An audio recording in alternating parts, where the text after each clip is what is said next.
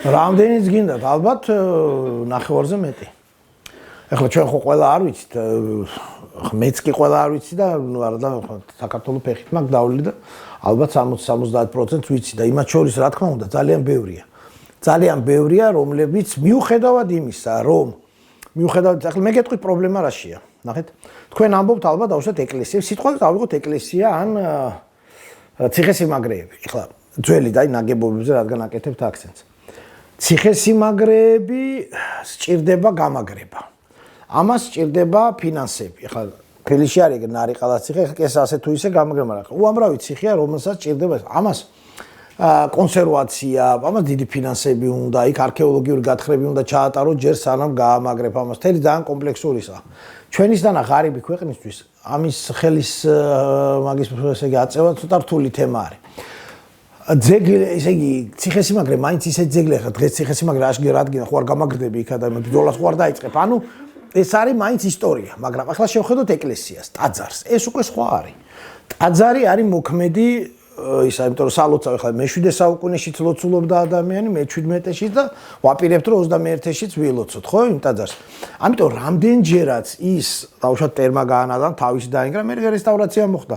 აი ავიღოთ დავუშვათ ახლა თბილისში რანჩისხატი ან სიონის ტაძრები, ხო? ეგენი რანჩისხატი მე-5 საუკუნისა, სიონი მე-7-ის, მე-6 მე-7-ის მიჩნ. და დღესაც დგას, მაგრამ იმის ნარჩენები მე-5 და მე-6 მე-7, სადაც კედლებშია ჩატანებული, ბევრჯერ, იმიტომ რომ იქ ადამიანი უნდა შევიდეს ილოცოს, ხო? ხო და აქედან გამომდინარე, ეგეთები, რომელიც ძველია, რესტავრაციას საჭიროებს, იცით რამდენი ახლა თუ არ აღადგინე, ის დაინგრევა. ნიმუშა დავიღოთ მაგალითად წვეტი ცხოველი, ხა წვეტი ცხოველი ყველა ვიცით რომ და ვიძახით რომ არის მე-11 საუკუნის, ხო? იმისი. ეს ტაძარი.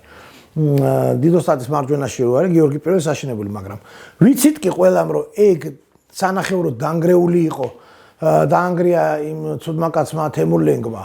იმ რვალაშქრობის დროს ნახევარი გუმბათი აღარ ქონდა და მე-15 საუკუნეში საქართველოს გუმბათო იყო რა, მაგრამ რადგან მოქმედი ტაძარი იყო, ტაძარი არ შეიძლება ხო ადგა და მე-15 საუკუნეში ალექსანდრე პირველმა დიდმა ეს აღადგინა. ეხლა რატო ვამბობ ამას? ვამბობ რომ ესე იგი ეს მუდმივი პროცესია. მუდმივი პროცესია. ამიტომ ჩვენ ახლა არ გვაქვს იმის საშუალება ფინანსურიც ის რომ ყველა ძეგლს გაწვდეს. აი სად არის შეცდომები დაშვებული. მე გეტყვით სად არის შეცდომები. დღეს ძალიან ბევრ ადამიანს ამჟამად აქვს სული, აი გაიხედეთ საქართველოში. ჯერ ერთი ყველა საქართველოს ხო იყოფა საეროიმითი მუნიციპალიტეტებად, მაგრამ ამავდროულად იყოფა საეპისკოპოსოებად, ანუ ეპარქიებად, ეკლესიური ენით რო ვთქვათ. ყველა საქართველოს და ზოგან ემთხვევა ერთმანეთს ეს საზღვრები ზოგანა ეპარქიები, ხო ხსმენთ ესე დავუშვათ რაღაცა რუის ორმნის ეპარქია ამის იმათ ევალებათ ეგ პირველ ყოვლისა, ანუ საპატრიარქოს და მათ, რომ ამას ეს უზრუნველყო.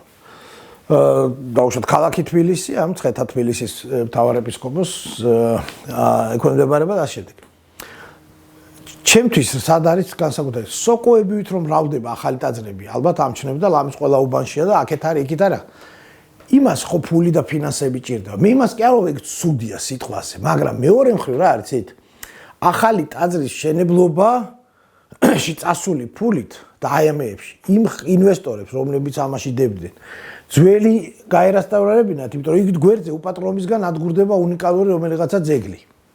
ხო, ორივე ამას ვერ წვდება, მაგრამ აქ პრობლემა რა არის, ის ვინც მაგაში ფულს დებს, იმას ურჩევნია თავის სახელზე ან თავის ვიღაცა შვილის სახელზე, ამის სახელზე, და ახ ააშენოს ან თავის ცოდვები გამოიწყიდოს რაღაცა ძირითადად მაგ ფულს დებს, ძირითადად ისეთი ადამიანები, რომელსაც რაღაც ცოდვა აქვს ჩადენილი და მერე ცდილობს ან რაღაც მოკლედ რა სხვა პრინციპია. ამიტომ ეს ახლა ამდენი ფინანსები კიდე არ არის და თუ არის ახლა ურჩევნიათ რომ სხვაგან წაიღონ და სხვაგან მიმართონ ან ჯიბეში ან ამაში ან იმაში და ეს ჩვენი ძეგლები გვჭება ისე. იცით რამდენია? უზარმაზარი რაოდენობა ნებისმიერ ეპარქიაში სხვათა შორის აი ესეთი მიგდებული ძეგლების. ძალიან ბევრი. ძალიან ბევრი. და არც ჩანს ჯერჯერობით პერსპექტივა რომ აქეთკენ მდგომარეობა გამოსწორდეს. მე მაგის პერსპექტივას ვერ ვხედავ. სამწუხაროდ.